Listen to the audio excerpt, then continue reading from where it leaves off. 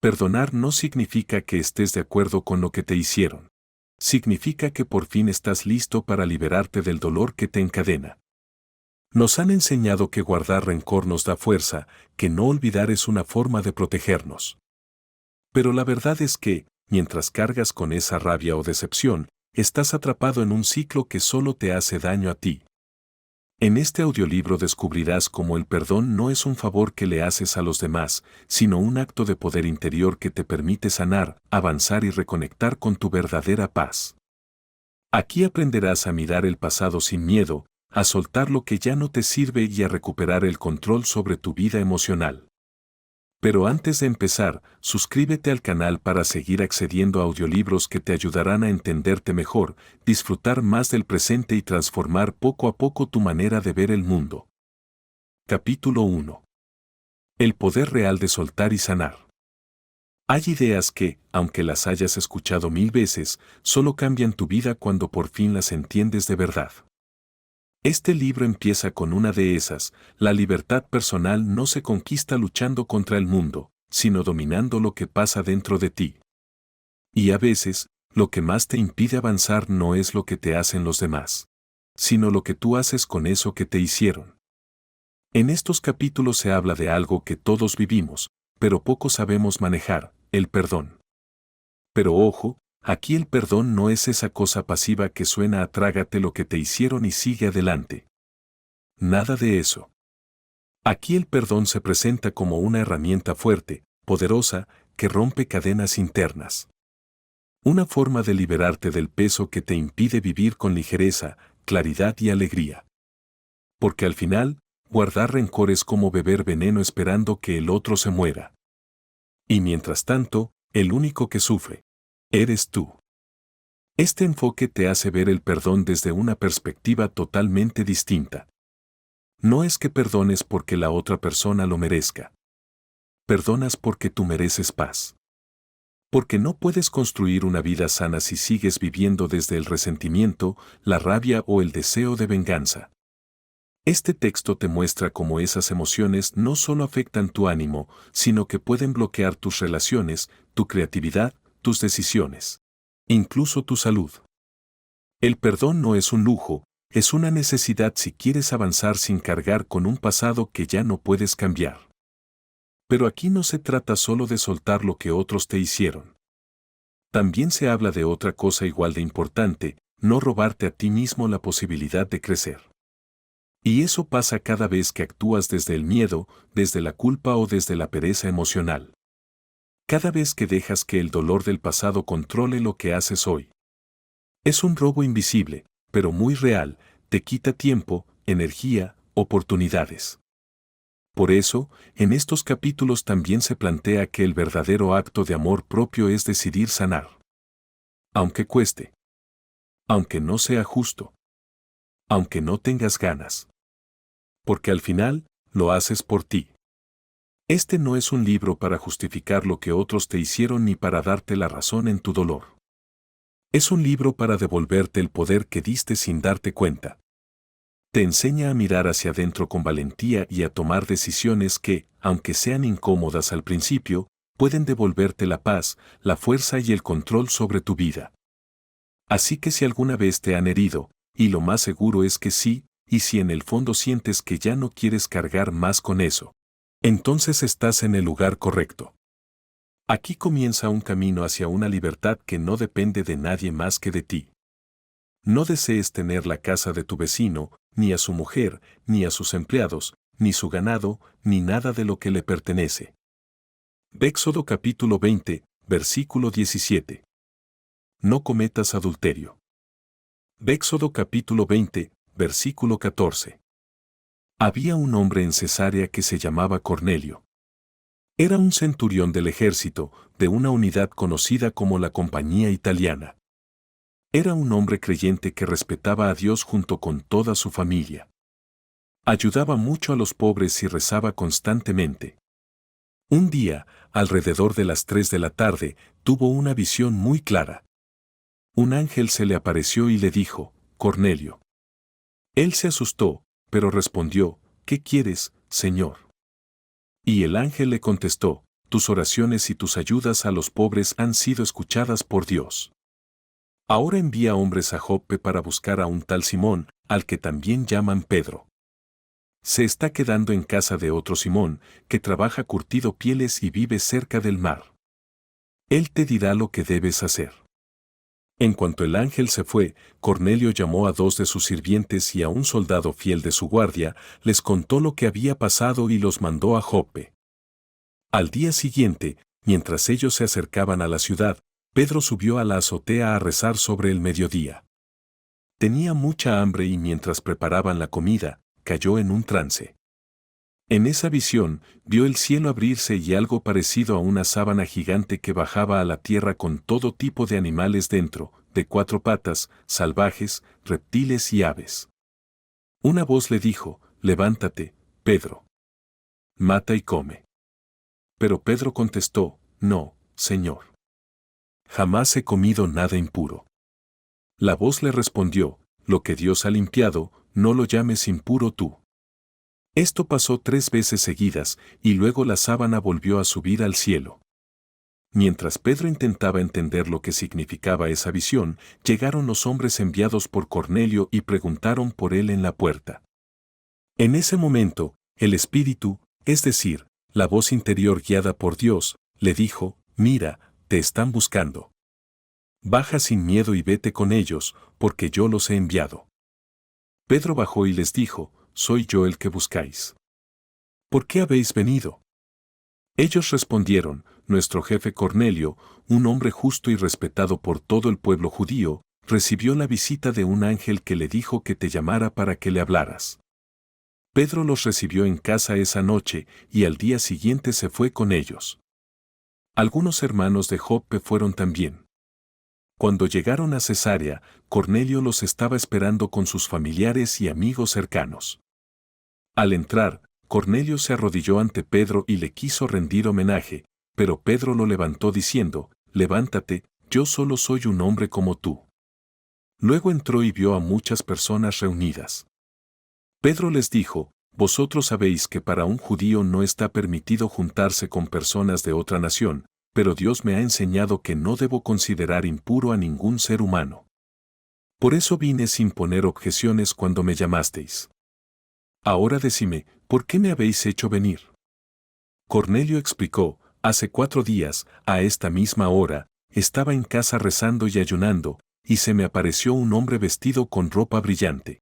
Y dijo, Cornelio, tu oración ha sido escuchada y tus actos de generosidad han sido recordados delante de Dios. Envía entonces a alguien a Joppe y manda llamar a Simón, también llamado Pedro. Se hospeda en casa de otro Simón, que trabaja con pieles y vive junto al mar. Cuando llegue, te dirá lo que tienes que hacer. Así que envía por ti de inmediato, y tú has hecho bien en venir. Ahora estamos todos aquí delante de Dios, para escuchar lo que Él te ha mandado decirnos. Entonces Pedro empezó a hablar y dijo, ahora me doy cuenta de que Dios no hace distinciones entre personas. En cualquier nación, todo aquel que le respeta y hace lo correcto es aceptado por Él. Hechos capítulo 10, versículos 1 al 35. Estos 2 mandamientos, no codiciar y no cometer adulterio, están muy relacionados, por eso vamos a verlos juntos. También hemos leído este fragmento del capítulo 10 del libro de los Hechos, porque en la Biblia, el Antiguo y el Nuevo Testamento se conectan constantemente. No están unidos por casualidad. Uno explica y desarrolla al otro. Si tienes una Biblia con referencias en los márgenes, verás que casi cada página te lleva a otras partes de la Biblia. Eso no pasa con otros libros. La Biblia tiene una unidad espiritual que la hace única. En este capítulo del libro de los Hechos, tenemos una historia muy visual. Nos traslada a un mundo antiguo, lejano a nosotros en el tiempo y en la forma de vivir. Aparece Cornelio, un hombre bueno que hace lo mejor que puede según su manera de entender la vida y su fe. Y también aparece Pedro, que conocemos bien por los evangelios. Hay un detalle curioso, Pedro estaba alojado en una casa junto al mar. Se quedaba en casa de un hombre que también se llamaba Simón, un nombre muy común entonces, como Juan o David hoy. Este Simón era curtidor, trabajaba con pieles. En esa época no usaban apellidos como los nuestros. Se identificaban por su trabajo o por ser hijos de alguien, por ejemplo, Simón el curtidor o Simón hijo de Juan. Pedro, aunque había seguido a Jesús, seguía siendo muy tradicional. Pensaba que con creer en Jesús y usar su nombre ya era cristiano, igual que nos pasa a muchos hoy. Pero la verdad es que eso no basta. No basta con decir que creemos en Jesús o con repetir frases religiosas. Ser cristiano, vivir realmente como enseñó Jesús, significa revisar por completo nuestra forma de pensar, nuestras ideas antiguas, nuestros prejuicios, lo que damos por hecho. Y eso cuesta, porque la mayoría ya tenemos nuestra opinión formada desde pequeños, en casa, en el colegio, en el ambiente que nos rodea. Y muchas veces no nos paramos nunca a cuestionarlas en serio. A lo mejor cambiamos algunas ideas pequeñas, pero las importantes, las que de verdad mandan en nuestra vida, esas casi nunca se tocan. Ser cristiano o vivir con conciencia espiritual de verdad es estar dispuesto a revisar todo lo que pensamos. Cuanto antes empecemos a hacerlo, y cuanto más a fondo lo hagamos, más rápido creceremos como personas. Pedro tuvo que revisar muchas ideas que tenía. Y como era una persona que rezaba de verdad y con sinceridad, recibió orientación desde dentro. Tuvo una visión en la que una de las leyes más estrictas de Moisés, la que decía que se podía comer y que no, quedaba anulada. Moisés, cuando llevó a su pueblo al desierto, tuvo que poner reglas sobre la comida y la higiene porque era necesario para sobrevivir en ese entorno tan caluroso. Todas esas normas están en los primeros libros del Antiguo Testamento, sobre todo en Levítico. Algunas las dio Moisés y otras vinieron después, de los sacerdotes. Pero esas reglas no aparecen en los 10 mandamientos. Y es por algo. Los mandamientos no hablan de cosas que solo sirven en un momento concreto, sino de verdades que valen siempre. Esas normas del Pentateuco eran para esa época, para ese clima, para esa cultura. No se pensaron para gente de ciudades modernas ni para países fríos. Si Moisés volviera hoy, seguramente diría algo como, ¿cómo puede ser que sigáis haciendo esto exactamente igual después de 3000 años? Aplicad el sentido común y entended el fondo de lo que os enseñé.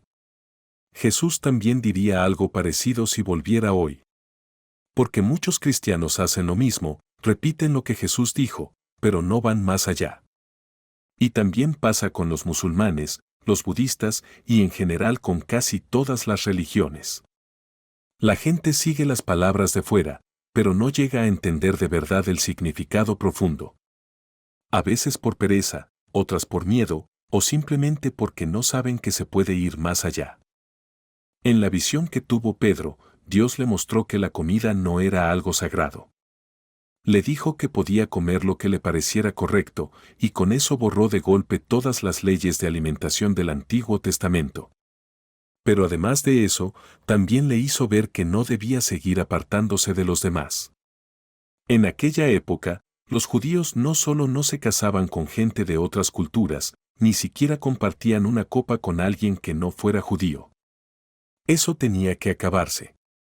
El mensaje fue claro, no hay personas impuras, ni razas mejores que otras. No existen personas comunes ni gente especial. Esa idea de que hay un pueblo elegido no es real. Nunca lo fue. Lo que pasó con los hebreos es que, en aquel momento, eran un grupo que se había esforzado por mantener cierta conexión con Dios, evitaban la idolatría y cuidaban la vida familiar. Ellos eligieron a Dios, no al revés. Los verdaderos elegidos no tienen que ver con una nación o con una religión. Son todas las personas, de cualquier parte del mundo, que de verdad buscan a Dios y tratan de hacer su voluntad. En tiempos de Jesús, había gente que se sentía superior solo por ser descendiente de Abraham. Y Jesús les dijo, eso no significa nada. Si de verdad fuerais como Abraham, actuaríais como él. Pero no lo hacéis. Así que, en realidad, si tú buscas a Dios con todo tu corazón, si luchas por ponerle en primer lugar y por cumplir con lo que sabes que es correcto, entonces sí formas parte del pueblo de Dios. Pero si no haces eso, entonces da igual tu apellido, tu cultura o tu religión. No estás en el camino correcto. Es una lección muy importante porque muchas veces pensamos que por pertenecer a un país, a una raza o a una iglesia determinada ya estamos salvados. Pero apuntarte a una iglesia no significa nada especial. Solo quiere decir que tienen tu nombre apuntado en una lista para enviarte cartas o avisos, y poco más. El verdadero pueblo elegido está formado por todas las personas del mundo que buscan a Dios de verdad, con todo su corazón, y que hacen lo posible por vivir según su voluntad. Jesús fue de un lado a otro diciéndole a la gente, básicamente, no creáis que por ir al templo, hacer ciertos rituales o repetir una doctrina ya tenéis todo hecho, porque eso no vale por sí solo. Lo único que de verdad importa es buscar a Dios con todo tu ser, aunque tengas que pasar por momentos muy duros, incluso cuando sientas que cargas con una cruz. Lo importante es seguir buscándolo y no rendirse. Dios elige a los que lo eligen a Él. Dios ayuda a los que se ayudan a sí mismos. Dios se acerca a los que se acercan a Él. El gran problema del pueblo judío a lo largo de su historia ha sido, en el fondo, esa idea de que eran el pueblo elegido. Y en cuanto uno se cree eso, empiezan los problemas. No solo les ha pasado a ellos. También les pasó a los británicos, especialmente entre 1850 y 1890, hasta que la guerra de los Bóer les hizo despertar. Los franceses también se lo creyeron en la época de Napoleón. Y muchos alemanes lo pensaban justo antes y durante la Segunda Guerra Mundial. Creerse una raza superior es algo peligrosísimo. No existe ninguna raza elegida. Solo existen las personas que eligen a Dios. Lo que de verdad define a alguien es su carácter. Los griegos decían, a quien los dioses quieren destruir, primero lo vuelven loco. Y cuando uno se cree el centro del mundo, los problemas no tardan en llegar. Este capítulo del libro Hechos de los Apóstoles, capítulo 10, se escribió para enseñar que ninguna persona es inferior, que no hay razas superiores, que todos somos iguales y que todos tenemos los mismos derechos. ¿No es esa, al fin y al cabo, la base de nuestra propia Constitución? Volviendo a los mandamientos, el séptimo dice, no cometerás adulterio. Por supuesto, significa exactamente eso. La enseñanza cristiana sobre el respeto y la pureza en la vida personal es muy clara y no se puede mejorar. Todas las iglesias cristianas tradicionales lo han enseñado igual. Claro está que pureza no significa ser mojigato o reprimido. Lo que propone esta enseñanza es que las personas solteras vivan en castidad y que los matrimonios vivan su relación de forma natural. Puede sonar raro que haya que decir esto, pero en el pasado, algunos grupos religiosos e incluso algunas corrientes espirituales enseñaban que los matrimonios debían vivir como hermanos, sin intimidad. Eso está completamente equivocado. El matrimonio, vivido con respeto y amor, es algo bueno y no impide en absoluto que las personas recen o avancen espiritualmente. De hecho, lo primero que hizo Jesús públicamente fue ir a una boda, para mostrar que apoyaba la vida matrimonial. Este mandamiento, no cometerás adulterio, no solo es importante por el tema de la fidelidad, sino también porque protege la familia como base de la sociedad. Pero también tiene un significado más profundo. En el Antiguo Testamento, los símbolos que se usaban eran distintos a los que usamos nosotros hoy en día en Europa o América. Nuestra forma de simbolizar las cosas viene sobre todo de los griegos y suele centrarse en la belleza visual. Por ejemplo, la justicia es una mujer con los ojos vendados y una balanza en la mano. La libertad es una mujer con una antorcha. Son imágenes bonitas y claras. Pero en tiempos de Moisés, el pueblo no podía hacer imágenes porque todavía eran muy propensos a convertirlas en ídolos. Moisés, sabiendo eso, dio la orden de no hacer estatuas ni figuras, no porque fueran malas en sí, sino porque en esa época la gente las adoraba como si fueran dioses. Por eso puso esa norma para esa generación concreta que acababa de salir de Egipto, donde había estatuas por todas partes, algunas preciosas y otras con cabezas de animales, todas adoradas por la gente. Mucho después, Mahoma hizo lo mismo por la misma razón. Mahoma quiso alejar a su pueblo de adorar estatuas de madera o piedra, así que directamente prohibió hacerlas. Moisés, en cambio, no tenía intención de que esa prohibición durara para siempre. De hecho, incluso ellos mismos la rompieron cuando pusieron 2 estatuas de ángeles en el lugar santísimo del templo. Pero bueno, eso es típico del ser humano, igual que nosotros, que sabemos que Dios está en todas partes y aún así rompemos los mandamientos casi cada día de alguna manera. Aquellos también lo hicieron. Aparte de esa excepción, ellos no hacían imágenes. Por eso, para ellos, la justicia no podía representarse como una mujer con una balanza, la fuerza no podía ser Hércules y la libertad no podía ser una mujer con una antorcha. Así que acabaron desarrollando un tipo de símbolos muy retorcidos y que hoy en día, a nuestros ojos, pueden parecer feos o incluso ridículos. Si lees libros como Ezequiel o Daniel, verás que su simbología puede resultar muy extraña, hasta grotesca. Por ejemplo, habla de carros con muchas ruedas y llenos de ojos, o de criaturas con 6 alas. Si intentas imaginarte algo así o dibujarlo, verás que es difícil hacerlo sin que resulte raro o feo. No es una simbología visual, como la griega. Usaban muchos símbolos que hoy consideraríamos incluso de mal gusto. Uno de los símbolos más comunes en la cultura hebrea era usar la palabra adulterio como imagen de la idolatría. En el Antiguo Testamento, muchas veces estas dos cosas se usan como si fueran lo mismo. Adorar a dioses falsos se describía como cometer adulterio. El alma humana se veía como una mujer, y Dios como su esposo.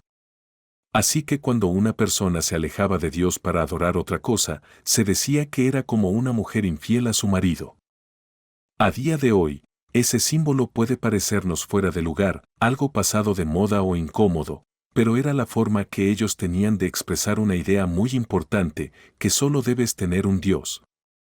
Que debes confiar solo en Él. Durante la Edad Media, muchas mujeres cristianas profundamente religiosas se llamaban a sí mismas esposas de Cristo. Algunas escribieron textos que hoy ya no se publican tanto, no porque fueran escandalosos, sino porque el lenguaje que usaban podría resultar demasiado exagerado o raro para alguien de hoy en día.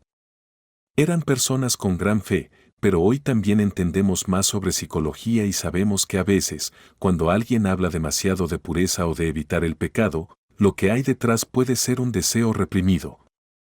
Especialmente en lo sexual. Pero más allá de esas formas o símbolos, lo esencial de este mandamiento es que tengas un solo Dios. Si lees el Antiguo Testamento, los Salmos, los Proverbios, el Cantar de los Cantares, o los profetas grandes como Isaías o Jeremías, verás que muchas veces se habla de una mujer adúltera que ha sido infiel a su marido. Siempre se refiere al alma humana que se aleja de Dios para buscar otras fuerzas o poner su fe en otras cosas. En aquella época eso quería decir adorar a los dioses paganos de Egipto u otros pueblos. Pero hoy en día, ese adulterio espiritual se manifiesta cuando tú dices, por ejemplo, la oración no va a poder con esto porque es demasiado grave o no puedo hacer nada porque ya soy muy mayor o no tengo dinero ni contactos o con este clima no se puede vivir bien, etc. Todo eso es poner tu fe en cosas que no son Dios, es darle poder a cosas externas. Esa es la forma moderna de ser infiel a Dios. Ahora hablemos sobre codiciar. En este mandamiento se mencionan varias cosas, no debes codiciar la casa de tu vecino, ni a su mujer, ni a sus sirvientes, ni a sus animales, ni nada que le pertenezca. Mucha gente ha pensado que esto es un poco repetitivo, porque si ya se dice que no se puede robar, eso ya debería incluirlo. Pero no es lo mismo. Aquí no se trata de robar, sino del deseo interior de tener algo que no te pertenece. Codiciar algo es desear con ansia algo que tiene otro, aunque sepas que no es justo que tú lo tengas. Y eso es algo muy dañino, no solo por fuera, sino sobre todo por dentro. ¿Qué es la envidia? ¿Qué es los celos? Son formas de codicia. Es mirar a otra persona, ver lo que tiene y desearlo para ti, aunque no te corresponda. Y eso no solo no ayuda, sino que te destroza por dentro. Moisés entendía muy bien cómo funciona el corazón humano. De hecho, probablemente fue el que mejor lo comprendió después de Jesús. Por eso insistió tanto en este tema. En su época, el estilo literario era muy diferente al nuestro. Hoy en día, cuando queremos resaltar una idea, usamos frases muy directas o con fuerza. No usamos muchas cursivas o repeticiones. Pero en la antigüedad, para enfatizar algo se decía muchas veces, una tras otra, y se daban varios ejemplos. Por eso Moisés repite, no codicies la casa, la esposa, los sirvientes, el buey, el burro. Lo hace para dejar muy claro que no se debe desear lo que es de otro. Ahora bien, si ves que otra persona tiene algo bonito o bueno y piensas, qué bien. Me encantaría tener algo parecido algún día, eso no está mal. Pero si empiezas a desear quitárselo, o si te enfadas con esa persona por tenerlo, entonces sí que estás cayendo en la codicia. Y eso te hace daño a ti, no a él. Porque en realidad, nadie tiene nada que no venga de Dios. Todo lo bueno que alguien tiene viene de Él, y Dios tiene infinitas bendiciones para dar. Si tú creas en ti la actitud correcta, la conciencia adecuada, Él también te lo puede dar a ti, sin tener que quitárselo a nadie. Puede que pienses que esto es una obviedad, pero no lo es. Esta verdad tan sencilla ha causado guerras y conflictos durante miles de años, incluso desde antes de que naciera Moisés. Y sigue pasando hoy en día. La codicia sigue siendo uno de los grandes males del mundo. Piénsalo, prácticamente todas las grandes naciones han codiciado lo que era de otras. Cuando han podido, se lo han quedado. Han querido tierras, riquezas, poder. Y esa codicia ha provocado guerras, destrucción y sufrimiento. Lo más injusto es que muchas veces quienes acaban sufriendo no son los culpables, sino países pequeños como Holanda, Bélgica o Finlandia, que no han amenazado a nadie y que solo querían vivir en paz. Han pagado las consecuencias de los deseos egoístas de otros. Por eso Moisés dio tanta importancia a este mandamiento. Porque la codicia no es un tema menor.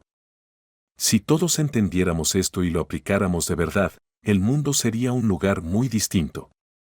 Hoy en día, las personas modernas y civilizadas no vamos por ahí deseando las cosas de los demás como si fueran objetos concretos. No solemos pensar, ojalá tuviera el buey de mi vecino. Para empezar, la mayoría de la gente ya no tiene bueyes. Pero sí que tiene coches, una buena radio, una casa bonita o un frigorífico caro. Aún así, por lo general, no envidiamos directamente esos objetos. Somos demasiado adultos para eso. Lo que sí solemos desear, aunque no siempre lo digamos así, es lo que ha permitido a esa persona tener esas cosas, su dinero, su trabajo, su formación, su éxito, su influencia, su suerte, o incluso su personalidad. Y eso puede ser muy destructivo. Quizás las personas, como individuos, no codicien tanto hoy en día, pero sí lo hacen las naciones. Un país puede desear el petróleo de otro. Dice, nosotros no tenemos petróleo, y ellos sí. Y lo necesitamos. Eso es codiciar. También pueden codiciar otros recursos como el caucho, el estaño o lo que sea. Entonces atacan o invaden ese país, aunque muchas veces inventan otras excusas para hacerlo.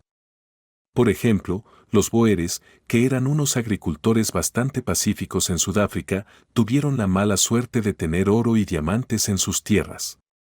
Otros países lo desearon y acabaron en guerra por eso. Codiciar lleva a invadir, robar y hasta matar. Pero eso no es lo peor. Lo más grave es lo que le hace al alma. Incluso si al final no llegas a robar ni a hacer daño a nadie, el simple hecho de vivir con ese deseo constante de lo ajeno te destroza por dentro. Te desconecta de Dios. ¿Por qué? Porque desear lo que tiene otro significa que no entiendes cómo funciona la vida en realidad. No entiendes que no se puede robar de verdad, que todo lo que tienes, o lo que no tienes, es el reflejo de tu propia conciencia, de lo que crees y sientes en lo más profundo. Y hasta que no entiendes eso, no puedes cambiar tu vida de verdad. Nadie puede salvarse, en el sentido espiritual, si no entiende cómo funciona esta ley. Hasta que no comprendas que tu estado mental y emocional es lo que decide todo lo que te ocurre, tu trabajo, tu salud, tus relaciones, no tienes la llave de la vida. Y por eso, aunque codiciar no parezca algo tan malo desde fuera, en realidad significa que estás completamente perdido respecto a cómo vivir de forma espiritual y libre. Entonces, si ves que otra persona tiene algo bonito, algo que te gusta o te parece deseable, eso está bien. Admíralo, alégrate por ella. Pero en lugar de pensar yo no tengo eso, di algo como, yo también estoy conectado con la fuente de todo lo bueno. Si lo deseo de corazón, si me preparo para recibirlo y si desarrollo la conciencia adecuada, lo que me corresponda llegará a mí. Esa casa tan bonita que tiene él, ese matrimonio feliz que tiene ella, ese trabajo tan bueno del otro. Yo también estoy conectado con la fuente de todo eso.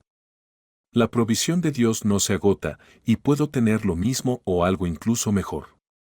Y seguramente será mejor, porque lo que le va bien a otra persona no encajaría contigo exactamente. Si lo tomaras prestado o se lo quitaras, no te serviría igual. Pero lo que tú recibes directamente de Dios será justo lo que necesitas. Así que ahora puedes ver que esas dos ideas, la codicia y el adulterio, en realidad están unidas. Porque codiciar algo que no es tuyo es, en el fondo, una deslealtad hacia Dios. Y en el Antiguo Testamento, la deslealtad a Dios se llama adulterio. Por eso, cuando la Biblia dice que no debes cometer adulterio, también está diciendo que no pongas tu fe en otro Dios. Porque si piensas que solo puedes conseguir algo quitándoselo a otra persona, estás confiando más en el mundo material que en Dios, y eso es idolatría. No existe nada que hayas soñado o deseado que no exista ya en la mente de Dios en forma de ideas perfectas. Es como el sol, brilla sobre toda la tierra, y cada uno puede tomar todo el sol que quiera. Si todos los habitantes de Estados Unidos se tumbaran al sol al mismo tiempo, no por eso habría menos sol para ti. Nadie se quedaría sin luz porque su vecino también la esté disfrutando. Pues así es también con todo lo que Dios puede darte. Su provisión es infinita. Sentir envidia porque otro tiene algo que tú no, o pensar que solo podrías conseguirlo quitándoselo, es como decir, no puedo recibir lo que deseo directamente de Dios. Y eso es falso. Además, ya vimos que tampoco puedes robar de verdad. Moisés entendía todo esto, y si nosotros lo comprendemos también, no de forma rígida o anticuada, sino desde el verdadero sentido espiritual, entonces sí que tendremos en nuestras manos la clave para vivir bien. Capítulo 2. 7 pasos para el cumplimiento. Ahora llegamos al final, por ahora, del estudio de los mandamientos, y nos toca el del día de descanso, el sábado. Lo he dejado para el final porque probablemente es el más malinterpretado de todos. O mejor dicho, el menos comprendido. Seguro que a alguno esto le va a chocar, y me parece bien. Siempre pienso que si en una charla no consigo sacudir un poco las ideas de nadie, he perdido la oportunidad. Hasta que no nos sacuden un poco, no estamos listos para ver las cosas de otra forma. Este mandamiento se dio al pueblo cuando salieron de Egipto y cruzaban el desierto, y para esa época significaba justo lo que dice, dedicar un día a descansar. El sábado se repite cada 7 días, y esa frecuencia viene de los ciclos de la luna. Los antiguos usaban el calendario lunar, porque aunque sabían algo de astronomía, no sabían, por ejemplo, que la Tierra gira alrededor del Sol, salvo unos pocos sabios avanzados, pero eso no lo sabía todo el mundo. Así que los cambios de fase de la luna dividían el mes en 4 partes, y eso hacía que el séptimo día fuese algo natural. De hecho, se ha visto que eso de un día de descanso cada 7 encaja bastante bien con nuestra psicología y forma de vivir. Se han probado otros sistemas. En la Revolución Francesa, por ejemplo, durante un tiempo intentaron que el día de descanso fuera cada 10 días, porque a Robespierre y sus amigos les dio por el sistema decimal. También se intentó hacerlo cada 5 días, pero eso generó mucho caos en el trabajo. Así que el descanso semanal cada 7 días parece ser el ritmo natural. En tiempos de Moisés, fue un gran paso adelante hacer que todos tuvieran que parar una vez por semana para pensar en Dios o, al menos, dejar de lado el trabajo diario.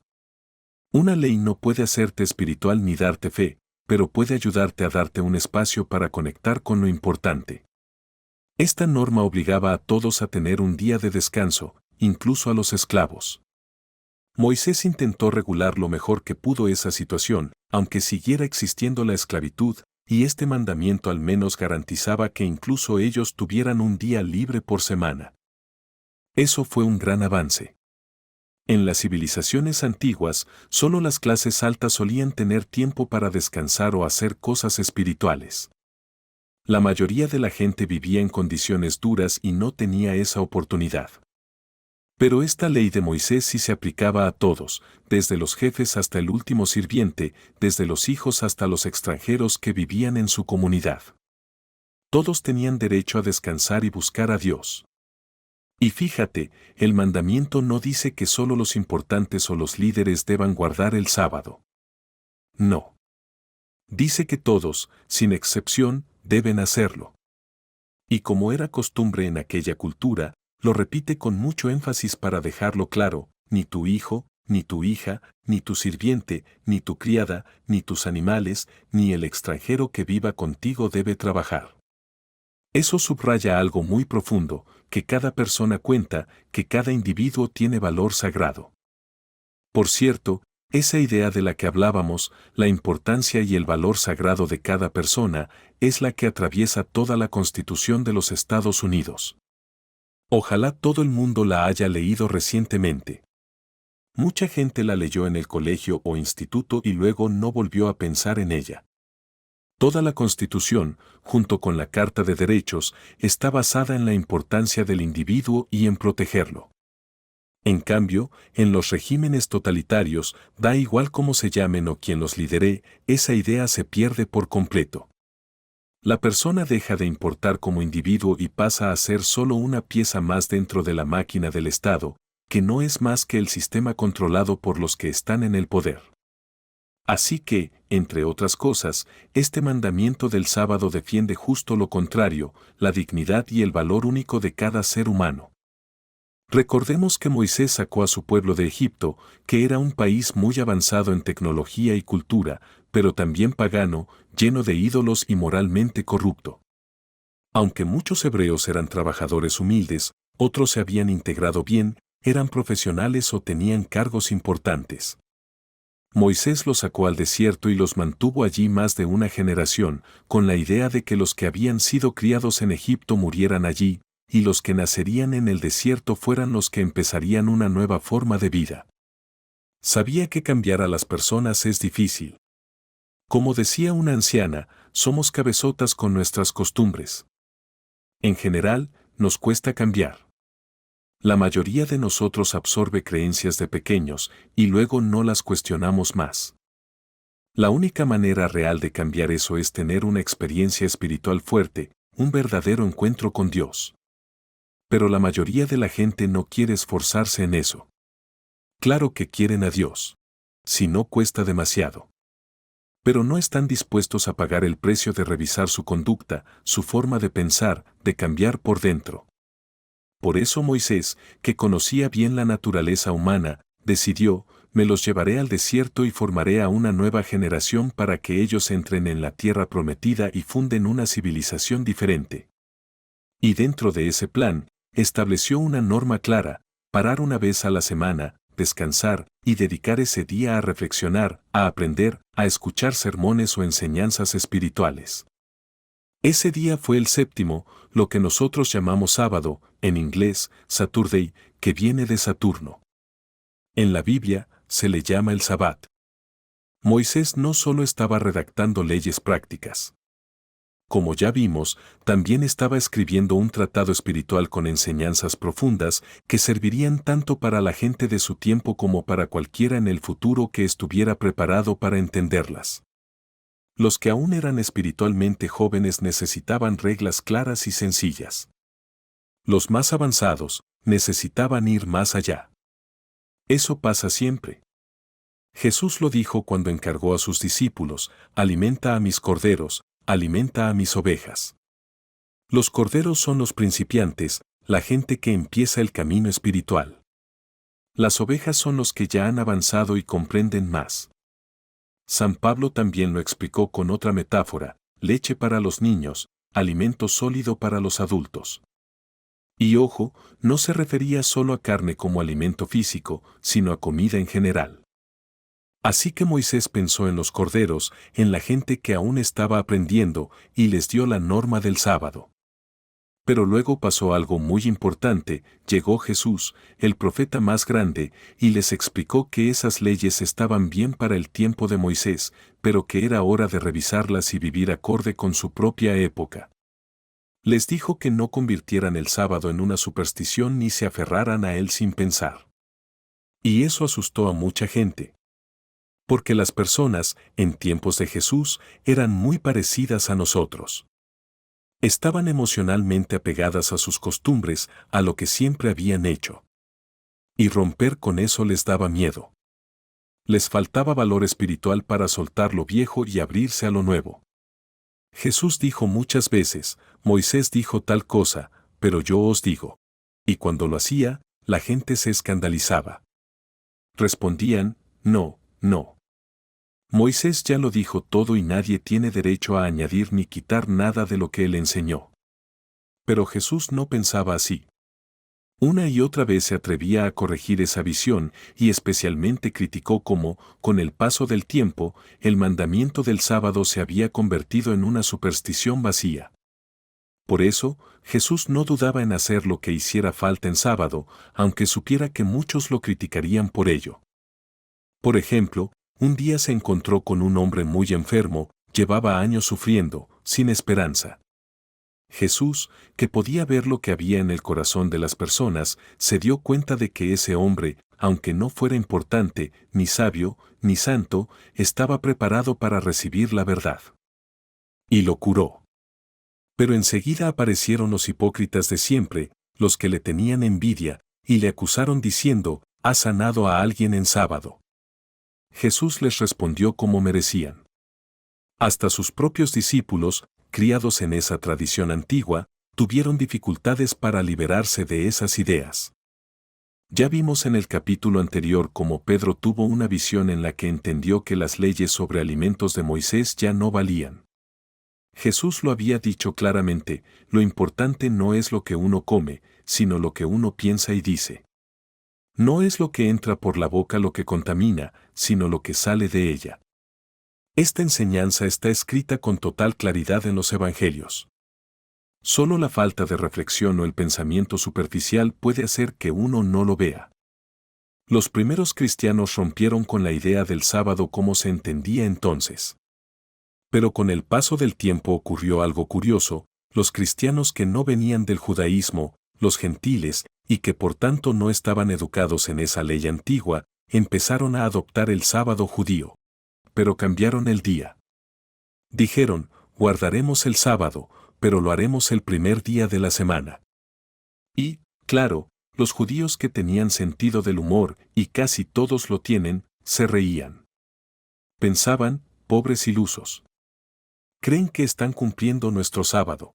Y lo hacen en domingo, que es el primer día de la semana.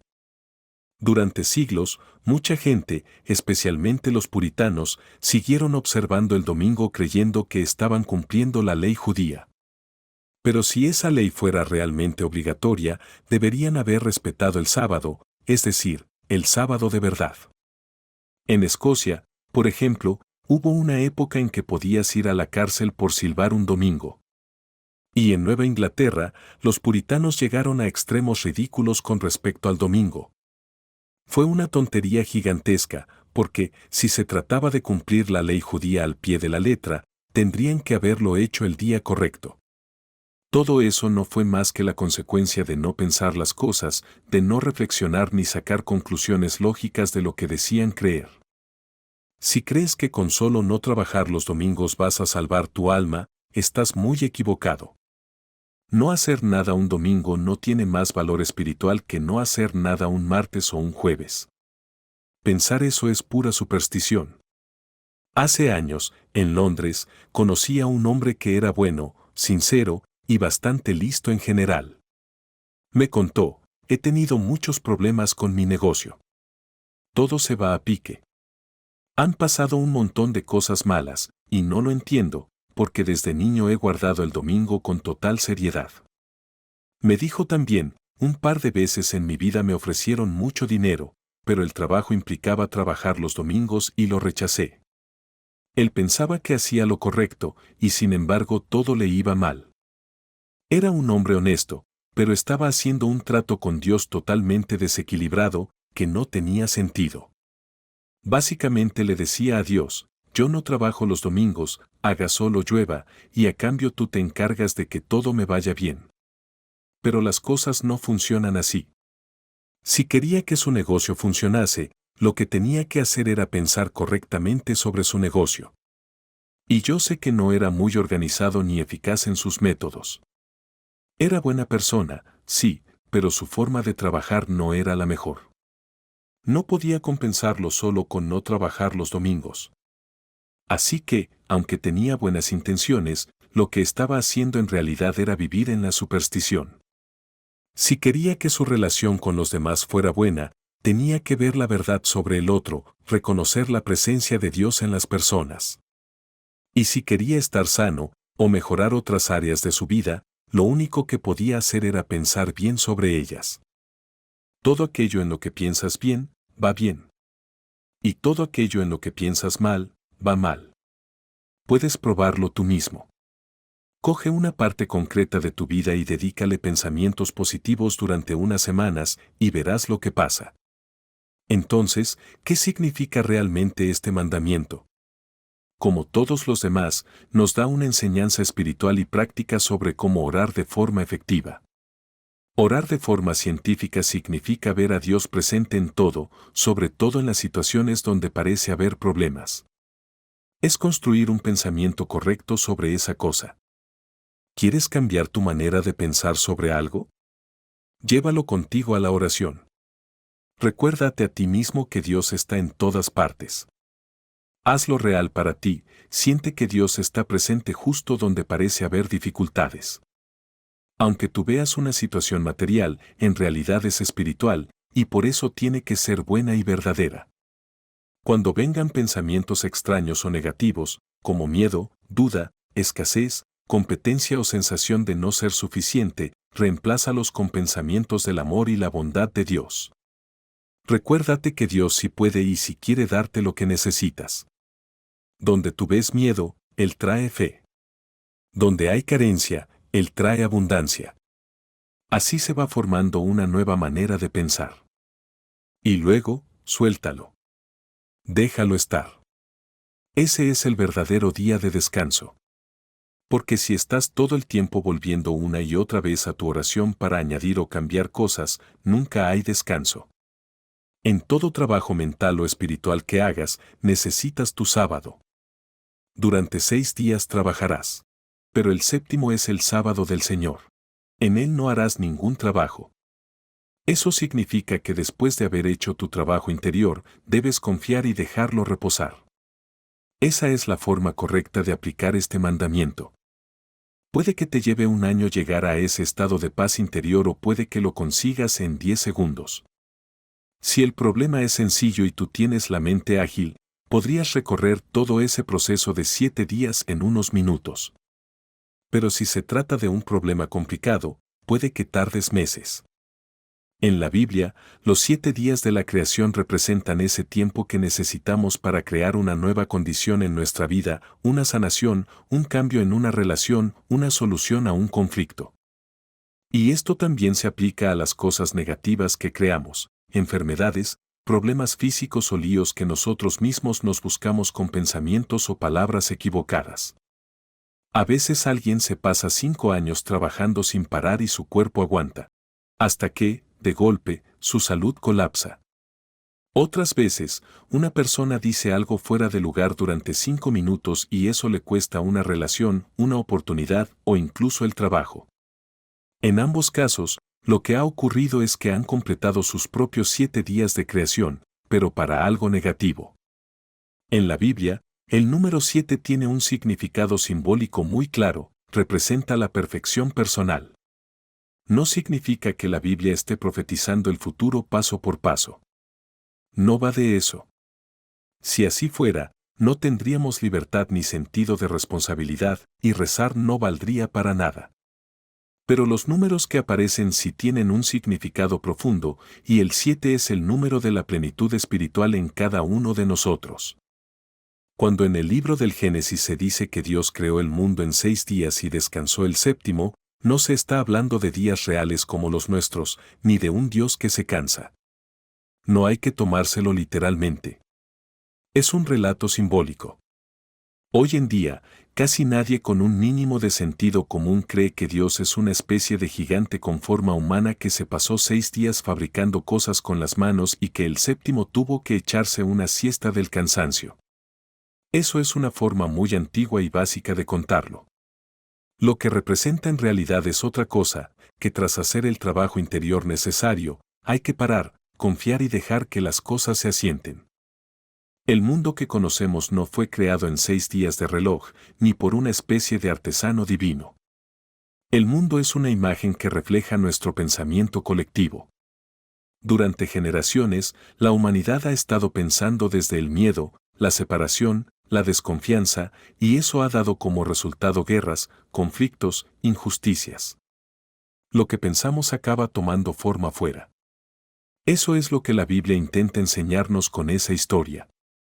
Para que cualquier cosa que hagas funcione, necesitas tu día de descanso, tu sábado. Si no eres capaz de dejar en paz una idea o un trabajo una vez que ya lo has hecho, ese trabajo no podrá crecer. Es como el niño que planta una semilla y cada día la desentierra para ver si ha empezado a crecer, así nunca brotará. O como quien hace una tarta y no para de abrir el horno. Si haces eso, el pastel no sube y se arruina. Primero haces tu parte, recoges los ingredientes, mezclas todo con cuidado, pones el pastel en el horno. Y luego, te toca dejarlo tranquilo. Eso es el séptimo día, el momento de descansar y confiar. Si no respetas ese momento de reposo, de silencio interior, no habrá resultado. Esa es la enseñanza verdadera del sábado. Y así pasa con cualquier actividad. Si observas a alguien que realmente sabe lo que hace, un técnico, un profesional, un artesano experto, verás que siempre hay un momento en que deja el trabajo a un lado. Hace su parte y luego lo deja reposar. Pero el principiante, el que no sabe bien, está constantemente encima del asunto y entonces nunca le sale bien. No hay día de descanso, y por eso no funciona. Esto también es verdad en la oración y en cualquier proceso de sanación. Hay un momento para actuar y otro para soltar, para dejar que lo que has sembrado crezca. Hay muchas personas que no logran resultados en sus oraciones porque están tan ocupadas rezando todo el tiempo, tan tensas y obsesionadas, que nunca descansan, nunca hacen ese sábado interior. Pongamos como ejemplo el cuerpo. Todo lo que le pasa a tu cuerpo tiene su origen en algún miedo o creencia que está en tu mente, casi siempre en el subconsciente. A veces esos miedos ni siquiera son conscientes o actuales. Incluso pueden venir de antes de que nacieras, de otras vidas. No siempre lo que te ocurre hoy en el cuerpo se debe a lo que piensas conscientemente ahora. Puede ser algo que llevas dentro desde hace mucho. Pero lo importante es que nada se manifiesta en el cuerpo si antes no ha pasado por la mente, aunque sea la parte inconsciente. El subconsciente es una parte muy importante de nosotros, y además es útil. Gracias a él podemos hacer cosas básicas como caminar sin pensarlo. Aprender a andar, por ejemplo, fue una manera de entrenar al subconsciente. No es algo malo en sí. El problema es que también guarda creencias negativas o miedos, y nuestro trabajo es ir limpiando eso. Eso es, en el fondo, lo que significa salvarnos, sanar nuestro subconsciente. El subconsciente se comunica a través de símbolos, por eso los sueños siempre son como metáforas. Nunca sueñas con quien crees, porque esa persona simboliza otra cosa para ti. Así que cuando aparece un síntoma físico inesperado, es porque antes había algo en el subconsciente. Y eso significa que todo lo que aparece en el cuerpo se puede sanar desde la mente. El reto, claro, es conseguirlo. No siempre es fácil, pero no hay nada en tu cuerpo que tu mente no pueda transformar. Yo mismo vi un caso muy interesante en Londres hace unos años. Una chica joven, que solía ir a reuniones de pensamiento positivo, tenía una especie de bulto muy feo en la frente, justo encima del ojo, casi del tamaño de una ciruela. No le dolía, pero era antiestético. Los médicos seguramente lo habrían llamado un quiste. Un día vino a dar una charla un maestro que tenía ese don que tienen algunos, el de hacer que la gente realmente sienta confianza en Dios, en su poder interior. No era solo hablar bonito, él hacía que los demás lo sintieran de verdad. Era una reunión pequeña, en un salón con unas 25 o 30 personas. Al final, el maestro fue caminando entre la gente y esta chica le preguntó, ¿hay algo que pueda hacer con esto? Él le respondió, ¿y por qué no? ¿Has oído lo que acabo de decir, no? Claro que puedes, le dijo. Pues bien, unos 3 días después volvió a la reunión y el bulto había desaparecido. Yo mismo lo vi. Ella nos contó que esa misma mañana lo había encontrado en la almohada. Se le había caído durante la noche. La piel estaba un poco rosada, como cuando se forma piel nueva, pero eso también se le fue al poco tiempo. Hablé con ella porque siempre he sido de los que no se tragan cualquier cosa sin pruebas. No es que no me fíe de la gente, pero me gusta comprobar las cosas. Y en este caso no había duda de que se había curado. Conversando con ella, me di cuenta de que era una chica sencilla, del sur de Londres, sin estudios, buena persona, honesta, pero no especialmente lista. Lo dejo ahí. Eso quiere decir que no tenía orgullo intelectual ni espiritual. No era de las que se creen superiores por saber mucho ni por ser muy religiosas. Seguramente no tenía ninguna formación, pero era de corazón simple, y a las personas de corazón simple es a quienes Dios llega con más facilidad. No hay nada en el mundo que nos aleje más de Dios que creernos demasiado listos. Ese era el pecado de los fariseos, la única gente con la que Jesús era realmente duro. Un fariseo era alguien que se creía que ya lo sabía todo. Seguro que conoces la historia del fariseo y el publicano. Uno se queda al fondo del templo y dice, Dios, ten compasión de mí, que soy un pecador. El otro se va al frente y dice, Dios, gracias porque no soy como este desgraciado. Yo soy buenísimo, cumplo todas las leyes, voy siempre a la sinagoga, soy un gran creyente, etc. Jesús contó esa historia y hasta un niño puede entenderla. Lo que pasó con esta chica es un ejemplo perfecto. El hombre más sabio del país, el más preparado, podría haberse curado igual de rápido que ella si hubiera estado igual de abierto de corazón. Pero muchas veces, cuando sabemos un poco de algo, nos creemos que ya lo sabemos todo, y eso nos cierra. Ese es el orgullo intelectual, y va de la mano con el orgullo espiritual. Si queremos vivir una experiencia real de Dios, si queremos sanar y tener paz en nuestra vida, tenemos que seguir el camino que mostró Jesús. Él entendía este asunto mejor que nadie en la historia. Dijo que para entrar en el reino de los cielos tenemos que volvernos como niños. Él mismo tenía esa cualidad de los niños, no en el sentido de ser infantil, sino en el de ser puro, abierto, sin arrogancia. Jesús fue el hombre más sabio que ha existido. Conocía el alma humana como nadie, y sabía cómo está hecho el universo. Pero a pesar de todo eso, conservaba una actitud sencilla. No tenía ni pizca de orgullo intelectual ni espiritual. Cuando oraba, iba directo a Dios, sin rodeos ni complicaciones.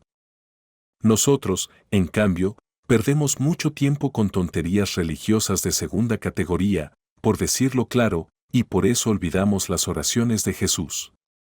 Él iba directo al centro, con una sencillez que era, al mismo tiempo, muy profunda. De todas las personas que han vivido, Jesús fue quien más amó a la humanidad.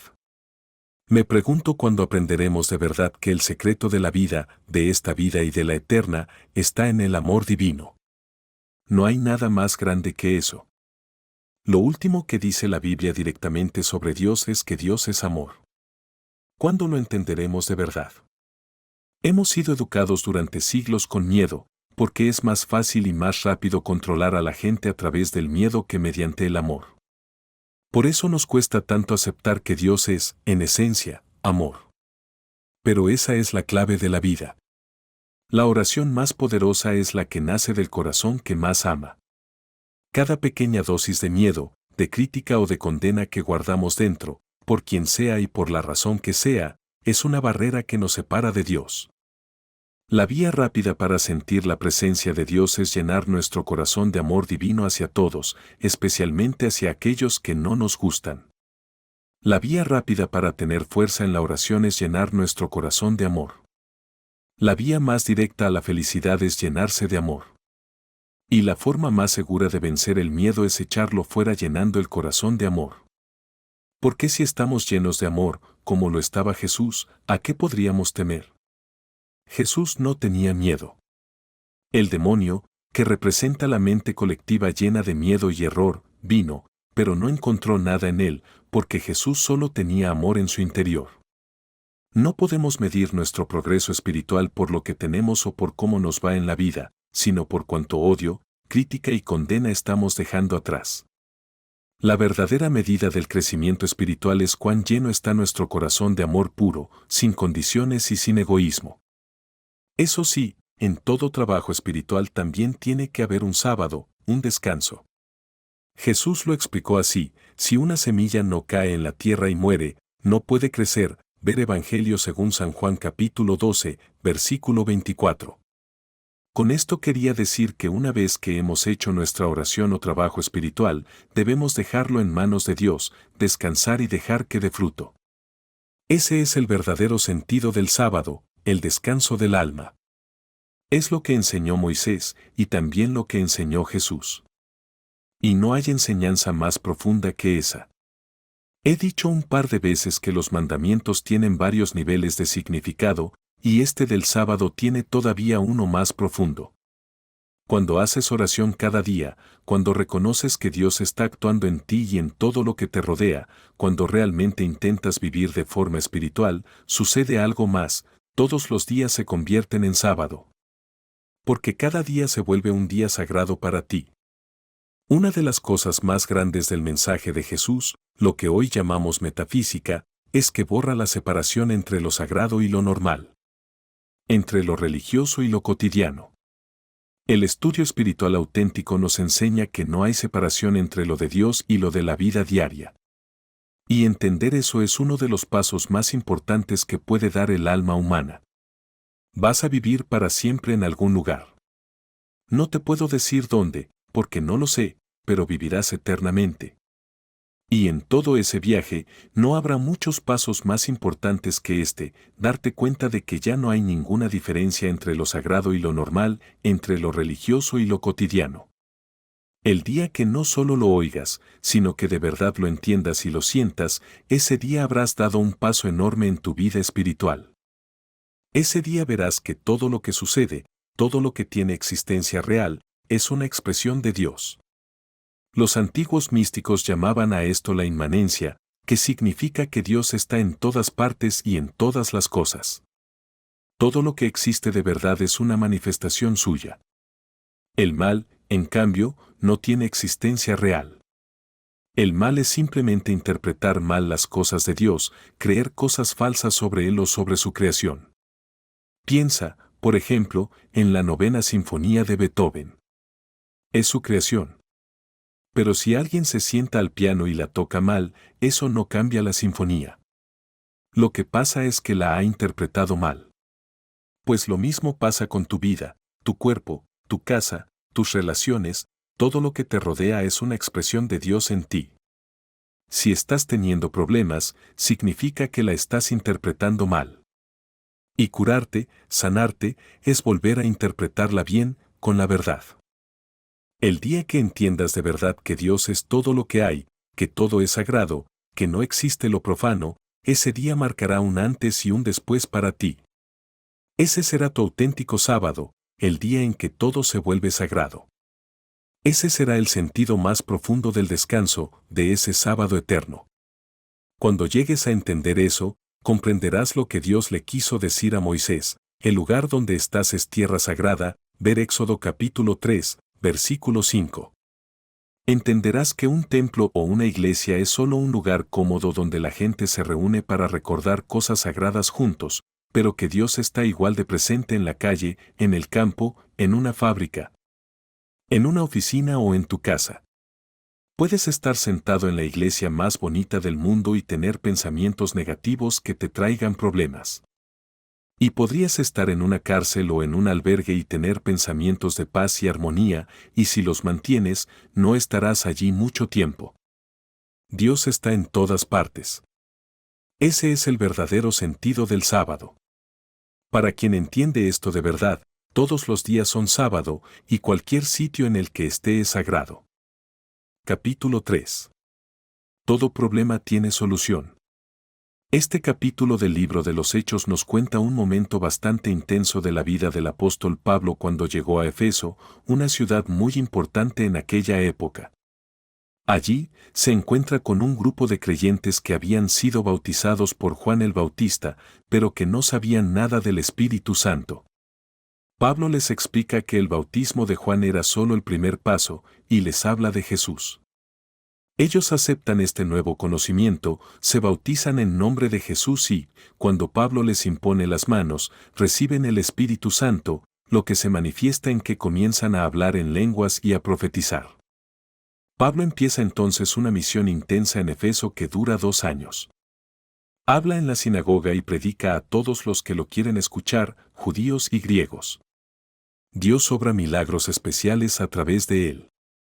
La cosa impacta tanto que incluso algunos exorcistas judíos que andaban por ahí intentan usar el nombre de Jesús como si fuera una fórmula mágica.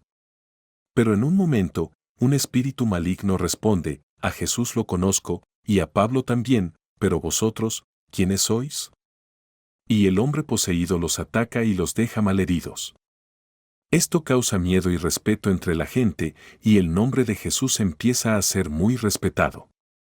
A raíz de todo esto, muchos que habían practicado magia o artes ocultas se convierten. Quemaron públicamente sus libros de hechizos, que valían una fortuna. El mensaje de Dios crecía con fuerza. Pero no todo fue alegría. Un artesano llamado Demetrio, que fabricaba estatuillas de la diosa Diana, una diosa muy venerada en Efeso, monta un lío. Reúne a otros artesanos y les dice que Pablo está arruinando su negocio, porque enseña que los dioses hechos por manos humanas no son dioses de verdad. Les preocupa que se desprecie el templo de Diana, que era famosísimo. Así que provocan un gran alboroto en la ciudad. La multitud está tan agitada que algunos ni saben por qué están gritando. Detienen a 2 compañeros de Pablo, y él quiere intervenir, pero sus amigos no le dejan. Al final, el secretario de la ciudad consigue calmar a todos. Les dice que si tienen algo que reclamar, que lo hagan por la vía legal. Que no se dejen llevar por el caos, porque podrían tener problemas serios si Roma se entera de semejante revuelo sin causa justificada. Entonces, disuelve la asamblea. Este relato muestra el poder del mensaje de Jesús, pero también cómo ese poder choca con intereses económicos y creencias muy arraigadas. Y además deja ver cómo, a pesar de todo, el mensaje sigue avanzando. Este capítulo de Hechos que acabamos de ver es muy potente, con mucha fuerza visual y dramática, incluso para los estándares de la Biblia, que ya está llena de imágenes impactantes. Es curioso que hoy en día, mucha gente con sensibilidad literaria apenas lea la Biblia, cuando hace solo 1 o 2 generaciones eso no era así. En la época victoriana, por ejemplo, tanto en Inglaterra como en Estados Unidos, muchos escritores, incluso los que no eran creyentes, leían la Biblia todos los días, no por motivos religiosos, sino por su belleza. su fuerza narrativa, su estilo. Y quizá por eso escribían tan bien, aunque a veces dijeran tonterías, como el propio autor comenta. En este capítulo viajamos al mundo oriental antiguo, un mundo caótico y cambiante que en realidad no es tan distinto del nuestro. Y los personajes, como Demetrio el Platero o el propio Pablo, se sienten muy reales. Parece que los conociéramos mejor que a muchas personas que tratamos en nuestro día a día. Todos tienen alguna religión, todos dicen que creen, pero en el fondo, lo que defienden con uñas y dientes es lo de siempre, como aquellos que gritaban «Grande es Diana de los Efesios». Diana representaba para ellos lo material, lo que no querían que cambiase, aunque eso implicase aferrarse a ideas vacías. Incluso los que se decían cristianos decían no haber oído hablar del Espíritu Santo, y con sus actos, aunque no lo dijeran, seguían gritando por dentro «Grande es Diana». Porque lo que realmente les importaba era no perder sus costumbres o su forma de vida. Este capítulo nos enseña algo profundo, que todo problema tiene solución. Y esa es también la enseñanza básica de los 10 mandamientos y del propio mensaje de Jesús. No hay dificultad que no tenga salida, y si perseveramos, la encontraremos. Algunas situaciones se resuelven rápido, otras tardan más, pero siempre hay un camino, y ese camino empieza cuando dejamos de mirar solo lo externo y nos volvemos hacia adentro, hacia nuestra relación con Dios. Con esta idea en mente, vale la pena repasar lo que significan los 10 mandamientos, porque allí está la clave para resolver cualquier problema. Ya sea un problema de dinero, de salud, de relaciones o algo más espiritual, la solución está en entender bien esos principios. El primer mandamiento dice, «Yo soy el Señor tu Dios. No tendrás otros dioses delante de mí». Este es el comienzo, y como suele decirse, empezar bien ya es la mitad del trabajo. Si no has empezado bien, no pasa nada, empieza de nuevo. En la tradición espiritual antigua, lo más importante siempre se colocaba al principio, y este mandamiento resume todos los demás. De hecho, todos nuestros problemas, en el fondo, nacen de haber roto el primer mandamiento, poner algo o alguien por delante de Dios. Cuando entiendes esto de verdad, el resto se va ordenando poco a poco. Y ama el Señor tu Dios es el primer y más importante de los mandamientos, y todos tus problemas vienen, en el fondo, de no tenerlo claro, de olvidarlo. Cada vez que das más importancia a algo de fuera, una persona, una situación, el dinero, una enfermedad, un cargo, una opinión, estás, sin darte cuenta, diciendo, «Grande es Diana de los Efesios». Y cuando haces eso, tus problemas empiezan de verdad. Diana, en aquella época, era una diosa pagana. Su imagen representaba todo lo externo que la gente veneraba. No era peor que otros dioses paganos, pero como era griega, al menos era estéticamente bonita. Los egipcios, por ejemplo, tenían dioses mucho más feos. Pero lo importante aquí no es la figura de Diana en sí, sino lo que representa, idolatrar lo externo. Y eso lo seguimos haciendo hoy. Aunque no adoremos estatuas, seguimos adorando cosas, personas, ideas, miedos. Cosas de fuera. La mayoría de nosotros no tenemos claro si de verdad existe el Espíritu Santo. No lo decimos con palabras, pero lo demostramos con lo que hacemos. En el fondo, seguimos actuando como si lo más importante fuera lo de fuera. ¿Y por qué lo hacemos? Porque, como les pasaba a los griegos de la historia, pensamos que eso exterior nos da seguridad. Para ellos, Diana no era solo una diosa, era su forma de ganarse la vida, su pan y mantequilla. Y por eso la defendían. Les daba miedo perderla. Nosotros hacemos lo mismo. Pensamos que si perdemos algo de fuera, se nos hunde la vida. Pero lo curioso es que, para encontrar de verdad la paz, a veces necesitamos precisamente soltar esas cosas externas. Si tú por tu cuenta decides dejar de poner tu fe en lo externo y empiezas a confiar de verdad en Dios, no hará falta que sufras. Pero lo normal es que nos aferremos tanto a lo de fuera, que solo soltamos cuando la vida nos lo arranca a la fuerza. Aún así, es mejor perder tu Diana que perder el contacto con Dios. Así que el primer mandamiento dice, yo soy el Señor tu Dios. Es decir, solo Dios, solo Espíritu, nada fuera de ti tiene poder real. Y si miras bien, verás que no hay ni un solo error que hayas cometido, ni un solo problema o sufrimiento que no haya empezado porque rompiste este mandamiento. Porque pusiste algo antes que a Dios. Aunque te digas a ti mismo que el problema vino por otra cosa, o que fue por ser demasiado bueno, una excusa que usamos mucho, la verdad es que vino porque te alejaste de Dios. El mandamiento continúa diciendo, que te saqué de Egipto, de la casa de esclavitud. Es decir, no solo soy Dios, sino que soy un Dios que actúa, que te cuida, que te saca del lío en el que estás. Algunos creen en Dios, pero no esperan nada de Él.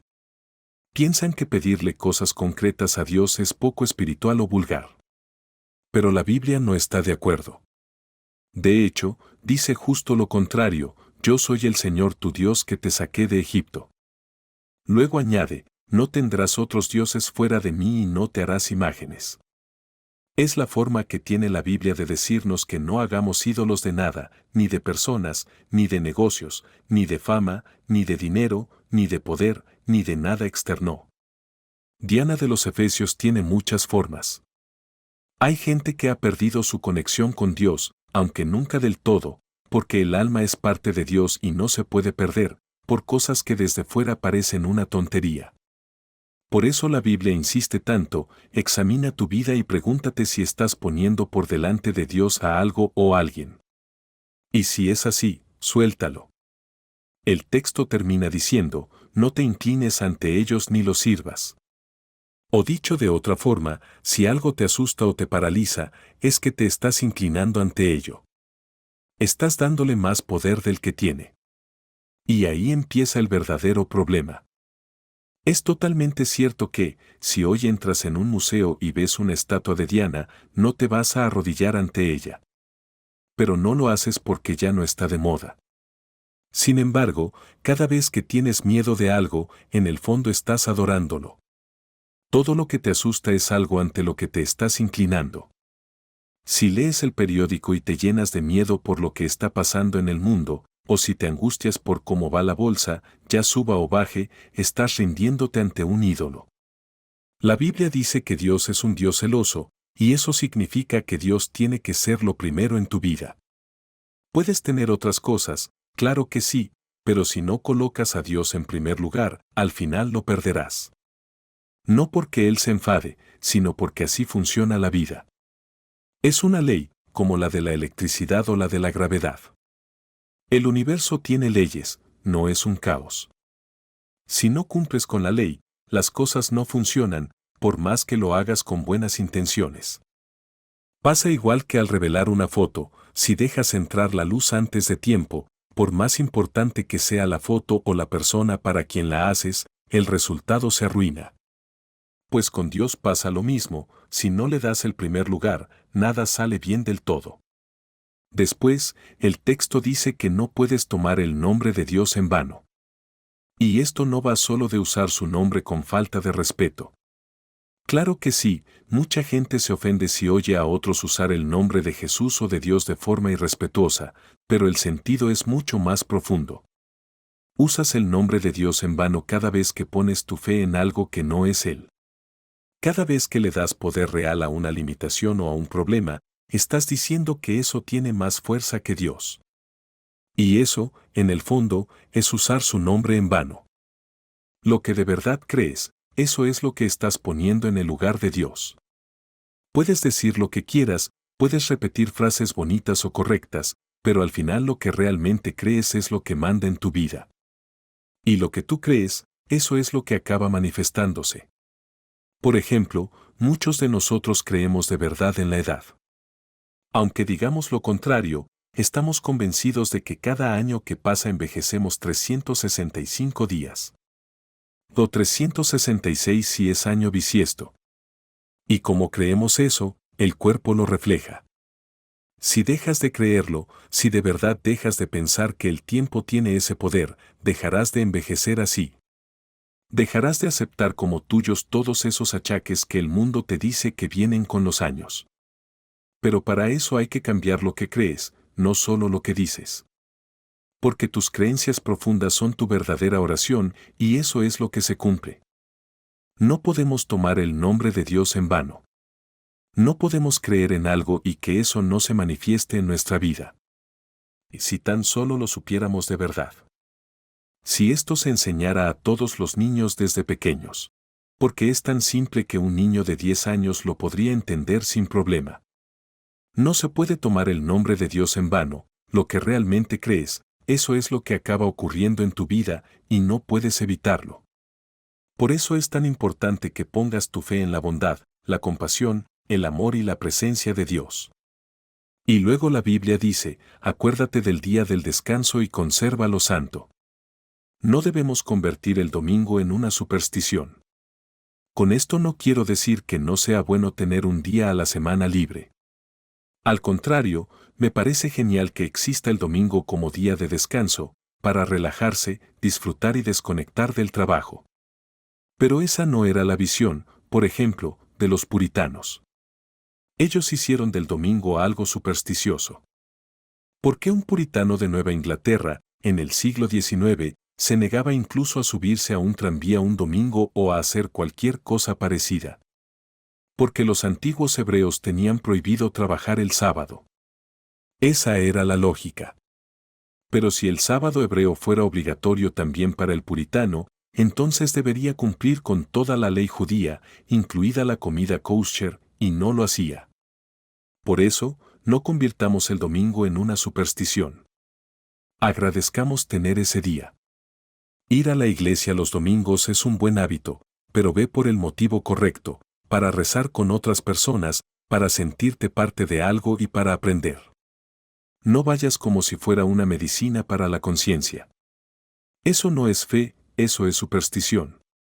La verdadera enseñanza de este mandamiento es una lección sobre la oración. Al final, todo en la Biblia gira en torno a eso, a cómo orar. Porque es lo único que, de verdad, cambia las cosas. Puedes decir que haces muchas cosas, comer, trabajar, comprar, vender.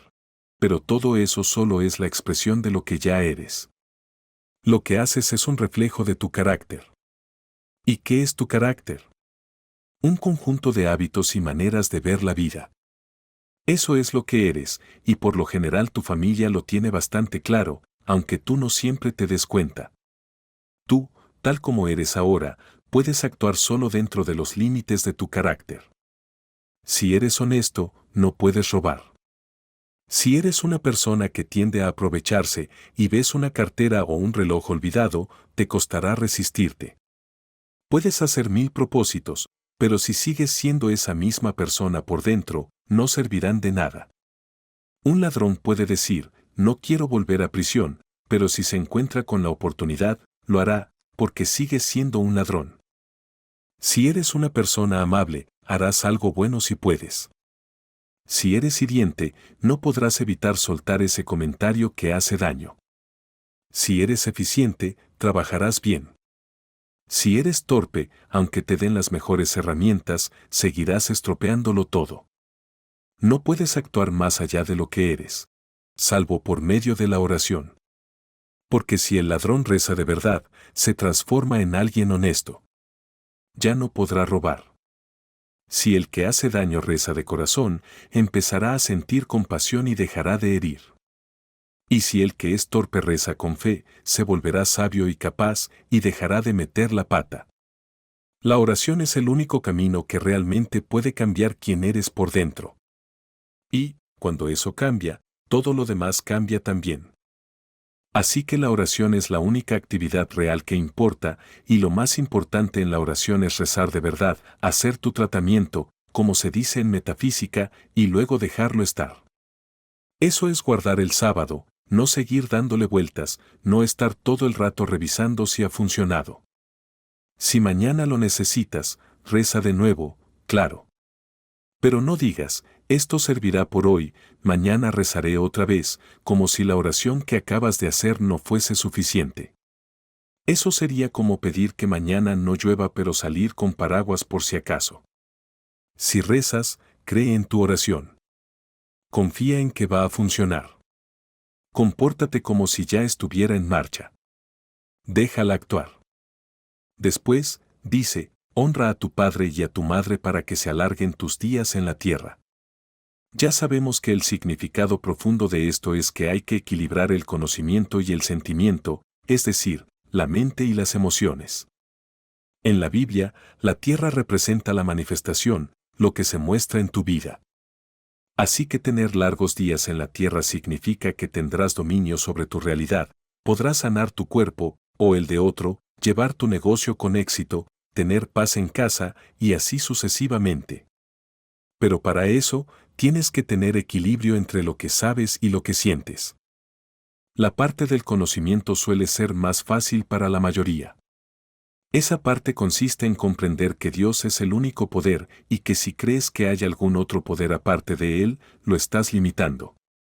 Por ejemplo, si dices, eso no se puede curar, esa persona ya es muy mayor, o podría tener éxito si viviera en California, pero en Nueva York no, estás negando a Dios. Estás diciendo, en el fondo, grande es Diana, y ya sabes que así no avanzarás. Pero cuando comprendes que Dios no está limitado por ninguna condición, que da igual lo enfermo que estés, lo mucho que hayas fallado, lo torpe que hayas sido, o lo fuerte que parezca estar todo en tu contra. Porque Dios es más fuerte que todo eso, entonces estás en el camino. Esa es la parte del conocimiento. El mundo cree que las llamadas leyes de la naturaleza, que tienen su sentido en este plano físico, son absolutas, como si fueran verdades eternas que llegan hasta el mismo corazón de Dios. Pero sabemos que si elevas tu conciencia por encima de lo puramente físico, esas leyes pueden cambiar. Mientras sigas atrapado en ese nivel material, ellas mandan. Pero si subes, las superas. El mundo cree que una persona mayor no se cura igual que una joven, que hay enfermedades fáciles y otras imposibles, que los problemas solo se pueden resolver a tiempo. Pero nosotros sabemos que nunca es demasiado tarde, porque Dios está fuera del tiempo. Así que eso es lo que tenemos del lado del conocimiento. Lo que más nos suele faltar es la parte emocional. Nuestros sentimientos, por lo general, están dominados por el miedo. Y cuanto más sentimiento tengas, cuanto más intensa sea tu parte emocional, mejor. Si lo canalizas hacia el lado positivo. Pero peor si lo lanzas hacia el negativo. Es como tener un coche superpotente que alcanza los 160 kilómetros por hora. Eso está genial si sabes conducir y vas por una autopista bien hecha.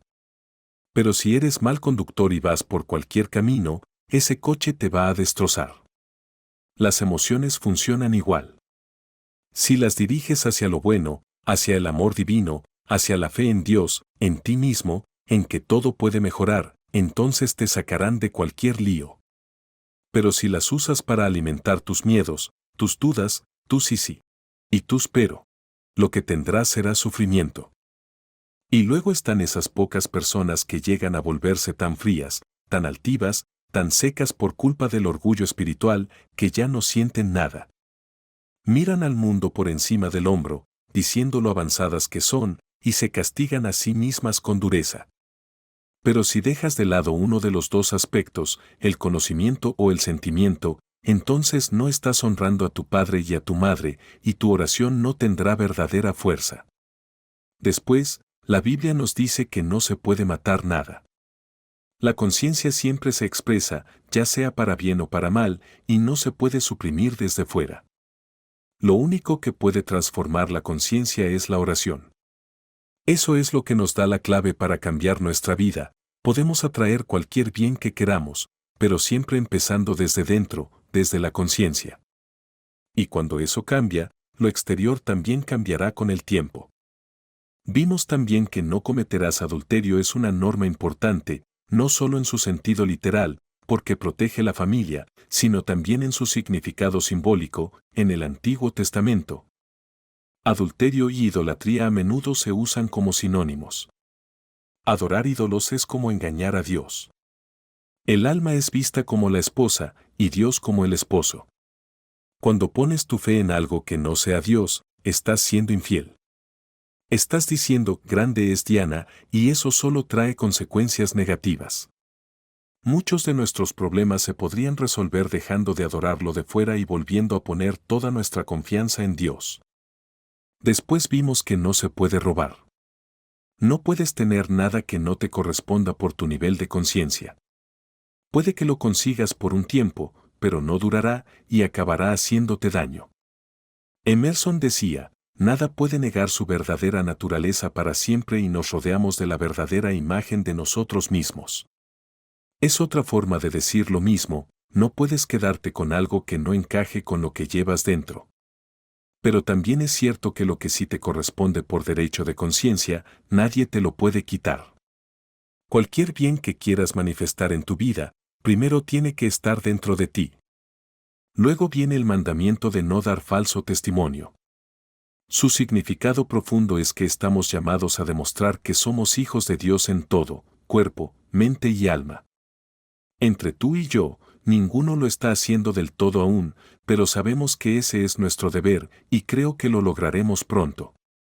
El ser humano está empezando a cambiar su forma de entender a Dios, a sí mismo y al universo. Tengo mucha esperanza en la humanidad.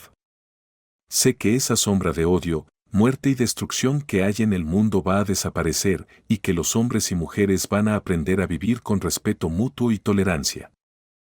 Y por último, el mandamiento no codiciarás resume los otros 9, porque enseña que lo de fuera siempre refleja lo de dentro. Si quieres abundancia, amor, salud o cualquier otra cosa, tienes que tener primero esa conciencia dentro de ti, porque lo exterior siempre se ajusta a lo interior. Aunque Moisés escribió ese mandamiento más de 1000 años antes de Jesús, también resume todo el sermón de la montaña, porque Jesús vino a desarrollar y ampliar esa idea. Toda su enseñanza parte de lo mismo, lo exterior solo refleja lo que hay dentro de ti. Según lo que creas, así será lo que manifiestes. Si quieres paz, armonía, amor, salud y abundancia en tu vida, tienes que empezar por cambiar tu interior. ¿Cómo? Creyendo que Dios está actuando a través de ti. Ve hacia Él en silencio, afirma que te está guiando, que te da fuerza, que abre tu camino. Cree en ello con calma. Ese es el secreto de la vida, y ese secreto es capaz de abrir cualquier puerta, superar cualquier obstáculo, corregir cualquier error, borrar cualquier pecado, sanar cualquier pena. Porque es la conciencia de su presencia. Y en su presencia está la plenitud de la alegría. Si te ha gustado este audiolibro y quieres seguir explorando más historias llenas de misterio, conocimiento y enseñanzas que pueden transformar tu manera de ver la vida, suscríbete al canal. Aquí encontrarás más relatos fascinantes que te harán reflexionar, aprender y disfrutar de cada palabra. No te pierdas el próximo audiolibro, porque cada historia es una nueva puerta hacia lo desconocido. Activa las notificaciones y acompáñame en este viaje donde la mente y el misterio se entrelazan para revelar lo que siempre estuvo oculto.